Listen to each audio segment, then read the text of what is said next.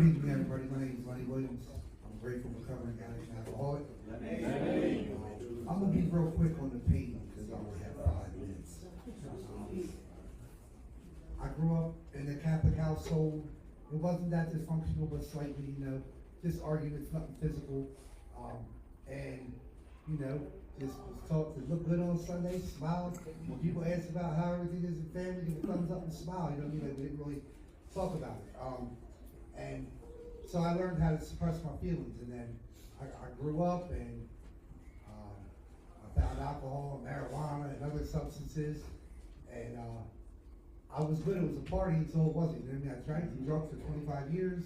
And homelessness and jail was never a part of my story.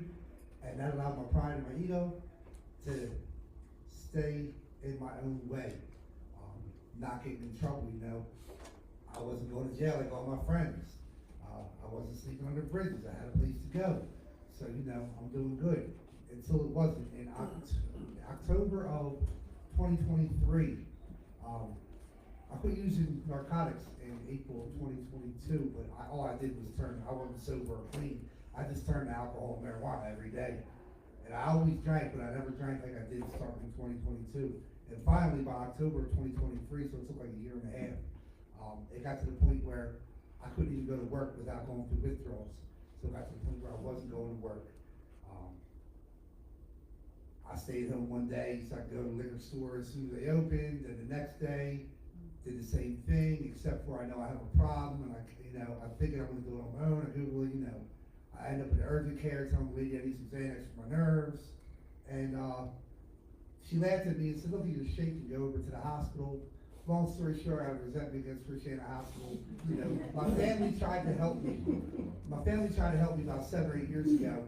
And if you come to my home group, you get the full story. But short of it was, they tried to make my life unmanageable because I was so good at, continuing. I needed my drugs and alcohol to live. So I tried to look good, doing it, but I wasn't doing a good job. So I ended up being committed, Finally, in April 2023 was the first time I ever willingly sought treatment. I went to detox for 7 days in Meadowwood, went to a 28-day treatment program, and in that treatment program, I started to see what my peers of people who were like me could do. They were from 12-step programs, could do more for me than my counselor could, a psychologist could, all the people don't suffer from what I suffer from.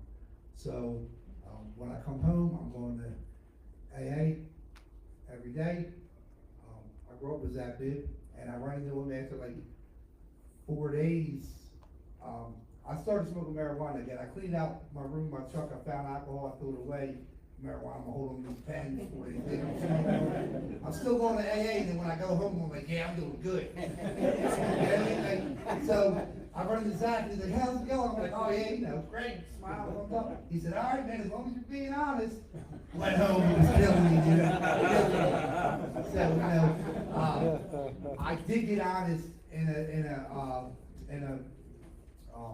meeting. It was Thanksgiving Day of 2023. So then I call Zach, or I see him again at the Firm Foundation dinner. I'm like, yo, man, I lost your card. I don't know what I did with it. I just got honest in the meeting. I want to stay sober. You know what I mean? So now I want to be friends again.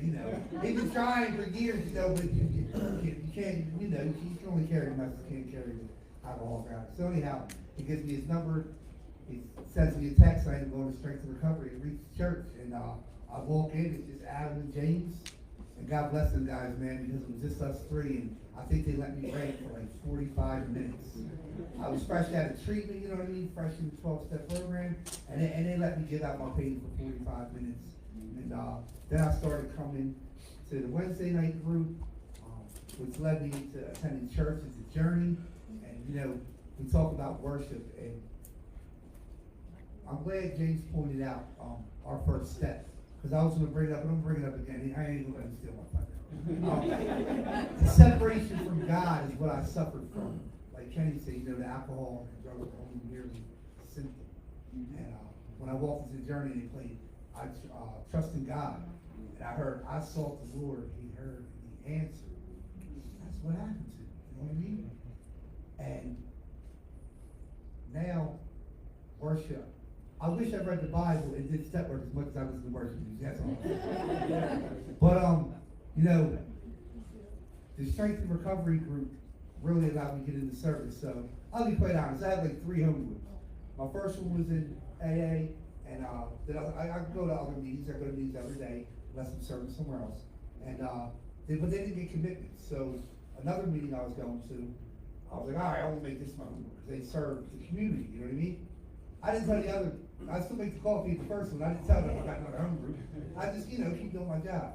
But when I came to Strength and Recovery, there's a lot more opportunity to serve in our community, like when we get to pack bags to take to recovery houses and institutions.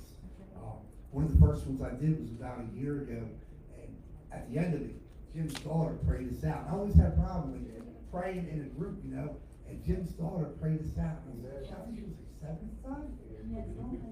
I was like, whoa, I'm a grown man, scared to cry, I'm scared to pray. And I said, Lord, just pray us out. Like, have the fear of a child and the love of a child. So that helped. And then, like, packing bags and delivering on holidays. And people are so appreciative. Here, when I was in active use, I don't have any kids or anything. I feel like I don't have anything to be family for, or I don't have anything to be grateful for on the holidays.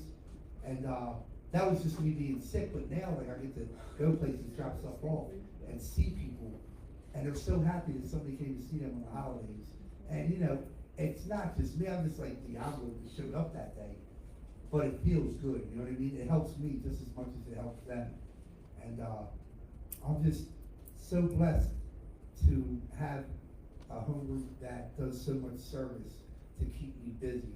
And that's no excuse, for why I haven't been in my Bible work or been in my step work. I see my sponsor tonight. He said, hey, I'm still waiting for that appointment we're going to set. And I said, yeah, I was didn't come tonight because I ain't going down. I'm not there yet. But, hey, we come in, we get honest, we talk about it, and we'll get there, you know what I mean? As long as we're not running and hiding, nothing's going to kill me with drugs and alcohol. Not getting up on the stage with a mic that makes me uncomfortable, not praying, not opening my Bible. Coming in, getting honest, and discussing my problems is going to help me grow, no matter how uncomfortable it is, you know what I mean? And I'm just very grateful. This is also my home church, and now I also serve on the facilities team.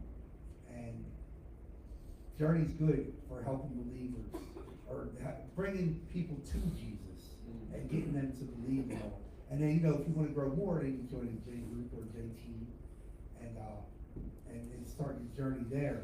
So, I would just like to say, if anybody is on the fence or isn't a believer, come see what Jesus can do for your life. And we meet here on Wednesday nights at 6:30. Reef Church, Monday nights at 7 o'clock. And if it's from downstate, Jones Hall, 7 o'clock? Monday. Tuesday. And, thank you guys.